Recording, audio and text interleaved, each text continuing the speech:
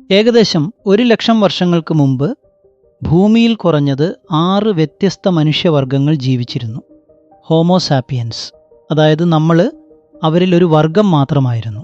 കിഴക്കൻ ആഫ്രിക്കയിലെ ഒരു ചെറിയ കോണിൽ ഒതുങ്ങിക്കഴിഞ്ഞിരുന്ന, പ്രത്യേകിച്ച് ശാരീരിക ശക്തിയോ വേഗതയോ ഇല്ലാത്ത ഒരു ജീവി.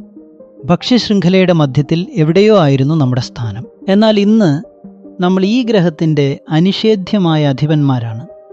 എന്താണ് സംഭവിച്ചത്? എന്താണ് നമ്മളെ മറ്റെല്ലാ ജീവജാലങ്ങളിൽ നിന്നും വ്യത്യസ്തരാക്കിയത്? യുവാൽ നോഹ ഹരാരി ഈ ചോദ്യത്തിന് നൽകുന്ന ഉത്തരം നമ്മുടെ മസ്തിഷ്കത്തിൻ്റെ ഒരു പ്രത്യേക കഴിവാണ്. വലിയ തോതിൽ അയവോടെ സഹകരിക്കാനുള്ള കഴിവ്. ഈ സഹകരണം സാധ്യമാക്കിയത് നമ്മുടെ ഭാഷയുടെ ഒരു സവിശേഷതയാണ്.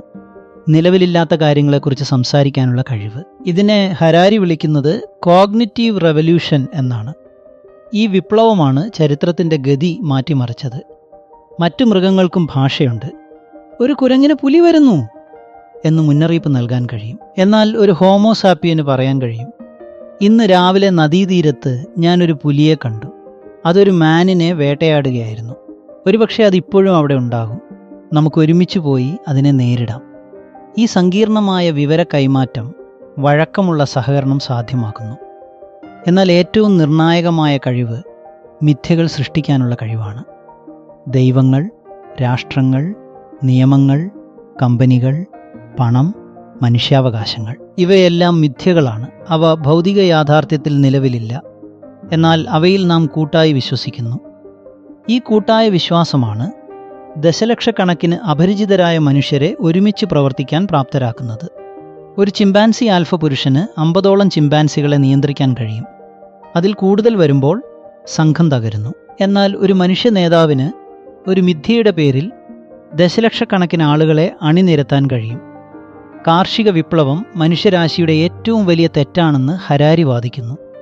ഏകദേശം 12,000 വർഷങ്ങൾക്ക് മുമ്പ് മനുഷ്യർ വേട്ടയാടലും ശേഖരണവും ഉപേക്ഷിച്ച് കൃഷി ആരംഭിച്ചു. ഗോതമ്പ് പോലുള്ള ചെടികളെ വളർത്താൻ തുടങ്ങി. ഇത് മനുഷ്യരാശിയുടെ പുരോഗതിയായാണ് നമ്മൾ കരുതുന്നത്. എന്നാൽ ഹരാരിയുടെ കാഴ്ചപ്പാടിൽ ഇത് ചരിത്രത്തിലെ ഏറ്റവും വലിയ വഞ്ചനയായിരുന്നു. വേട്ടയാടി ജീവിച്ചിരുന്ന മനുഷ്യർ വൈവിധ്യമാർന്ന ഭക്ഷണം കഴിച്ചിരുന്നു. കുറഞ്ഞ സമയം ജോലി ചെയ്തിരുന്നു. രോഗങ്ങൾ കുറവായിരുന്നു. കർഷകർ ഗോതമ്പിനെ ആശ്രയിച്ചു. പോഷകാഹാരക്കുറവ് അനുഭവിച്ചു. ദിവസം മുഴുവൻ കഠിനാധ്വാനം ചെയ്തു. പകർച്ചവ്യാധികൾ പടർന്നു. ഗോതമ്പ് എന്ന ചെടി ഒരു നിസ്സാരമായ കാട്ടുപുല്ലിൽ നിന്ന് ലോകം മുഴുവൻ പടർന്നു പിടിച്ചത് മനുഷ്യനെ വളർത്തിയെടുത്തുകൊണ്ടാണ്. ഗോതമ്പ് മനുഷ്യനെ വളർത്തി, മനുഷ്യൻ ഗോതമ്പിനെ അല്ല. കാർഷിക വിപ്ലവം ജനസംഖ്യാ വർധനവിന് കാരണമായി. പക്ഷേ വ്യക്തിഗത ജീവിത നിലവാരം താഴ്ന്നു. എന്നിരുന്നാലും തിരിച്ചു പോകാൻ കഴിയാത്ത ഒരു പോയിന്റ് കടന്നുപോയി കഴിഞ്ഞിരുന്നു. ജനസംഖ്യ വർദ്ധിച്ചതിനാൽ വേട്ടയാടലിലേക്ക് മടങ്ങാൻ കഴിയുമായിരുന്നില്ല. ഇതാണ് ചരിത്രത്തിൻ്റെ വിരോധാഭാസം. മനുഷ്യരാശിയെ ഒന്നിപ്പിച്ച 3 മഹത്തായ ശക്തികളെക്കുറിച്ച് ഹരാരി വിശദീകരിക്കുന്നു. ഒന്നാമത്തേത് പണം. പണം എന്നത് പരസ്പര വിശ്വാസത്തിൻ്റെ ഏറ്റവും വിജയകരമായ കഥയാണ്. ഒരു ഡോളർ ബില്ലിന് അന്തർലീനമായ മൂല്യമില്ല. അത് ഒരു കടലാസ് കഷ്ണം മാത്രമാണ്. എന്നാൽ ലോകത്തിലെ എല്ലാവരും അതിന് മൂല്യമുണ്ടെന്ന് വിശ്വസിക്കുന്നു. ഈ കൂട്ടായ വിശ്വാസമാണ് പണത്തെ പ്രവർത്തിപ്പിക്കുന്നത്. രണ്ടാമത്തേത് സാമ്രാജ്യങ്ങൾ. സാമ്രാജ്യങ്ങൾ വൈവിധ്യമാർന്ന ജനങ്ങളെ ഒരൊറ്റ ഭരണത്തിൻ കീഴിൽ കൊണ്ടുവന്നു. അവർ ഭാഷകളും നിയമങ്ങളും സംസ്കാരവും പ്രചരിപ്പിച്ചു. ഇന്നത്തെ മിക്ക സംസ്കാരങ്ങളും സാമ്രാജ്യങ്ങളുടെ പൈതൃകത്തെ അടിസ്ഥാനമാക്കിയുള്ളതാണ്. മൂന്നാമത്തേത് മതങ്ങൾ. മതങ്ങൾ മനുഷ്യർക്ക് പ്രപഞ്ചത്തിലൊരു സ്ഥാനം നൽകി, പെരുമാറ്റ നിയമങ്ങൾ നൽകി, ദശലക്ഷക്കണക്കിന് ആളുകളെ ഒരേ വിശ്വാസത്തിന് കീഴിൽ ഒന്നിപ്പിച്ചു. ശാസ്ത്ര വിപ്ലവം കഴിഞ്ഞ 500 വർഷങ്ങളിൽ മനുഷ്യ ചരിത്രത്തെ സമൂലമായി മാറ്റിമറിച്ചു. 1500 മുമ്പ് മനുഷ്യർക്ക് തങ്ങൾക്കെല്ലാം അറിയാമെന്ന വിശ്വാസമായിരുന്നു.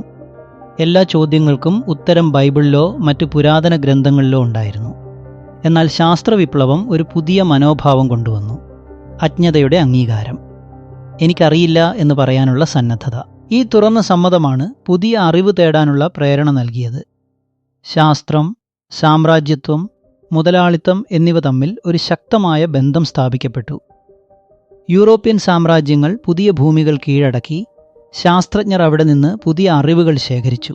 മുതലാളിമാർ ആ അറിവുകളെ ലാഭകരമായ ഉൽപ്പന്നങ്ങളാക്കി മാറ്റി.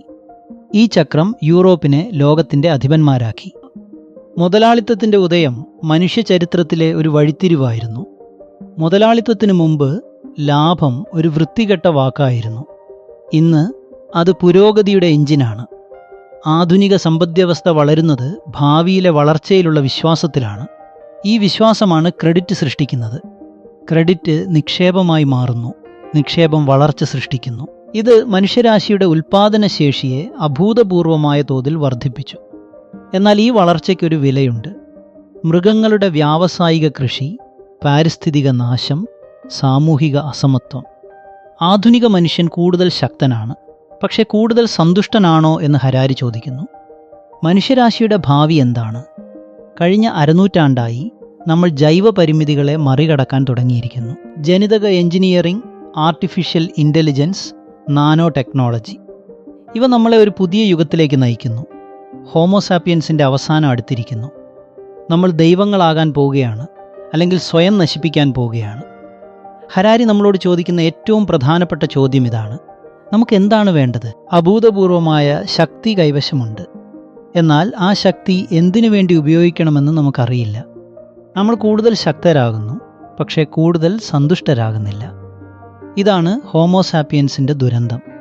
ചുരുക്കത്തിൽ മനുഷ്യരാശിയുടെ ചരിത്രം കൂട്ടായ മിഥ്യകളുടെ ചരിത്രമാണ്.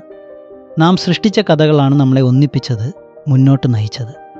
ദൈവങ്ങൾ, രാഷ്ട്രങ്ങൾ, പണം, മനുഷ്യാവകാശങ്ങൾ ഇവയെല്ലാം നാം കൂട്ടായി വിശ്വസിക്കുന്ന കഥകളാണ്. ഈ കഥകളില്ലാതെ നമ്മുടെ നാഗരികത തകരും. എന്നാൽ ഈ കഥകൾ മാറ്റാനുള്ള ശക്തിയും നമുക്കുണ്ട്. നമ്മൾ എന്താണ് വിശ്വസിക്കേണ്ടതെന്ന് തീരുമാനിക്കാനുള്ള ശക്തി. നമ്മുടെ ഭാവി നിർണ്ണയിക്കുന്നത് നമ്മൾ ഏത് കഥകളാണ് വിശ്വസിക്കാൻ പോകുന്നത് എന്നതായിരിക്കും. നിങ്ങൾ ഏത് കഥയിലാണ് വിശ്വസിക്കുന്നത്? ആ കഥ നിങ്ങളെ എവിടേക്കാണ് നയിക്കുന്നത്? ഈ ചോദ്യങ്ങളാണ് നമ്മുടെ കാലഘട്ടത്തിൻ്റെ ഏറ്റവും അടിയന്തിരമായ ചോദ്യങ്ങൾ. നിങ്ങളുടെ ഉത്തരം നിങ്ങളുടെ ഭാവി മാത്രമല്ല, മുഴുവൻ മനുഷ്യരാശിയുടെയും ഭാവിയെ സ്വാധീനിക്കും.